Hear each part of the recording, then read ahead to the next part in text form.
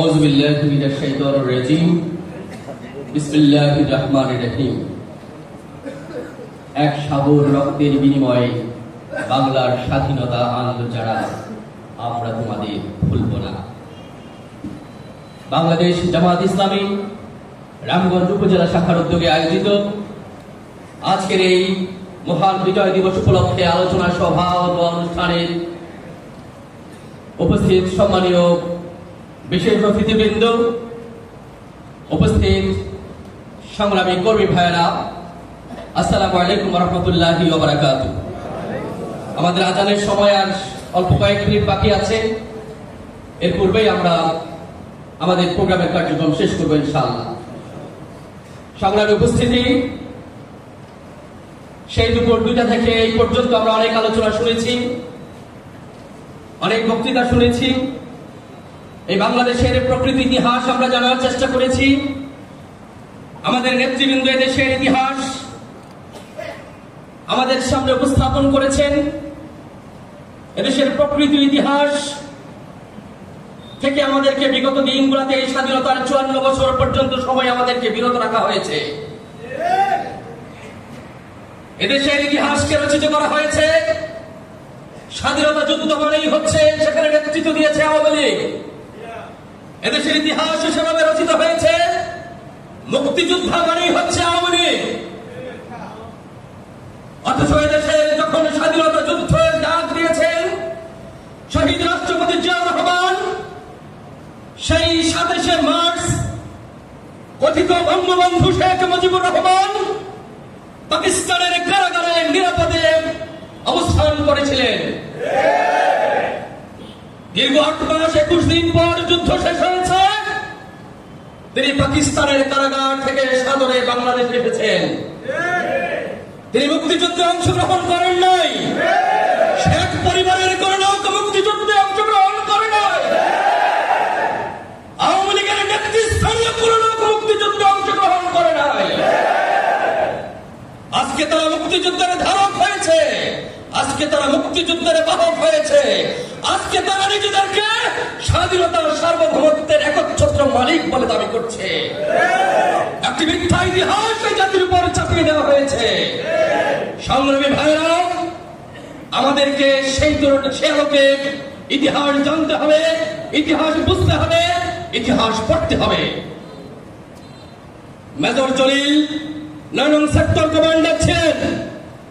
অরক্ষিত স্বাধীনতাই পরাধীনতা একটি বই লিখেছেন তিনি। যারা পড়েছেন তারা দেখেছেন, সেই বই তিনি লিখেছেন স্বাধীনতার পর এই দেশ থেকে কিভাবে শত শত ট্রাকে করে এই দেশের সম্পদ ভারতে পাচার হয়েছে, কিভাবে দেশের শত শত হাজার হাজার কোটি টাকার ভারতে পাচার করে নিয়ে গেছে তারা। মেজর জলিল রচনাবলী এই বইটি পড়বেন। আজকে আমাদের দুঃখের বিষয়, আমরা প্রকৃতি ইতিহাস আমরা জানি না এবং জানার চেষ্টা আমরা করি না। যার কারণে আমাদেরকে দেশদ্রোহী বলা হয়, রাষ্ট্রদ্রোহী বলা হয়, স্বাধীনতা বিরোধী বলা হয়।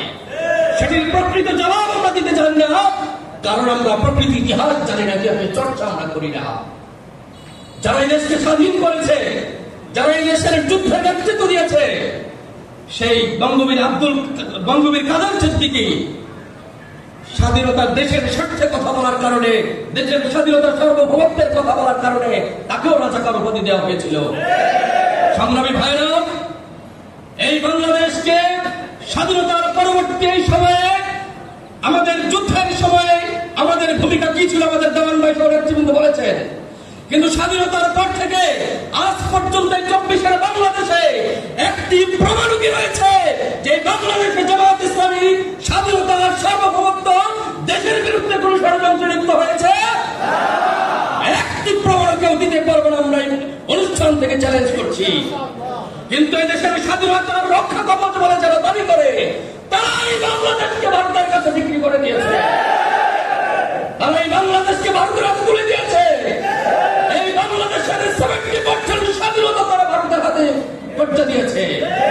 সংগ্রামী ভাইয়া, আমরা এই দেশবাসীকে জানিয়ে দিতে চাই, এই বাংলাদেশ 71-এর বাংলাদেশ নয়, এই বাংলাদেশ 24-এর বাংলাদেশ। এই বাংলাদেশ দেশকে নিয়ে যদি আগামী দিনে কোনো ছবি মেনে খেলা হয়, বাংলাদেশের জামাত ইসলামের নেতৃত্বে এদেশের 18 কোটি তৌহিদি জনতা সেটি রুখে দেবে ইনশাআল্লাহ। সবাইকে সেদিকে সজাগ দৃষ্টি রেখে বাংলার প্রতিটি ঘরে ঘরে প্রতিটি মানুষের কাছে দেশপ্রেম ইসলামী নৈতিকতায় উজ্জীবিত হয়ে একদল দেশপ্রেমিক নাগরিক তৈরি হওয়ার উদাত্ত আহ্বান জানিয়ে আজকের এই প্রোগ্রাম আমরা এখানেই শেষ করছি। সবাইকে ধন্যবাদ জানিয়ে এ পর্যায়ে আমাদের সংক্ষিপ্ত মোনাজাতের মাধ্যমে প্রোগ্রাম সমাপ্ত হবে। সম্মানিত উপস্থিতি, এই পর্যায়ে দোয়া ও মোনাজাত পরিচালনা করবেন বাংলাদেশ জামাত ইসলামী রামগঞ্জ উপজেলা শাখার শুরা ও কর্ম পরিষদের অন্যতম সদস্য মাওলানা দেওয়ান মোহাম্মদ ইউসুফ।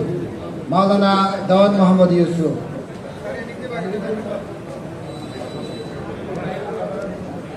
اللهم آمين ربنا ظلمنا أنفسنا وإن لم تغفر لنا وترحمنا لنكونن من الخاسرين রব্বুল আলামিন 71 সাল থেকে এই পর্যন্ত যারা এই দেশের মাটিকে এই দেশকে এই দেশের জনগণকে ভালোবেসে যারা জীবন দিয়েছে আল্লাহ তুমি তাদেরকে শহীদ হিসেবে কবুল করে নাও।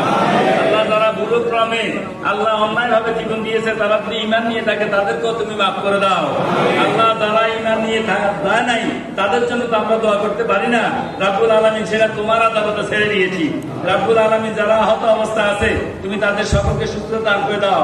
সেই সমস্ত মুক্তিযোদ্ধা ভাইরা এখনো জীবিত রয়েছে তাদেরকে আবার মুক্তিযুদ্ধ অর্থাৎ ন্যায়ের পক্ষে তাদেরকে লড়াই করার তৌফিক দান করে দাও।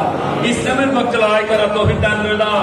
এই দেশের ঈমান আমল এবং কোরআনের শাসন এই মাটিতে এই ভূমিতে যেন প্রতিষ্ঠা হয় রব্বুল আলামিন সেই পথে সকলকে কাজ করার তৌফিক দান করে দাও।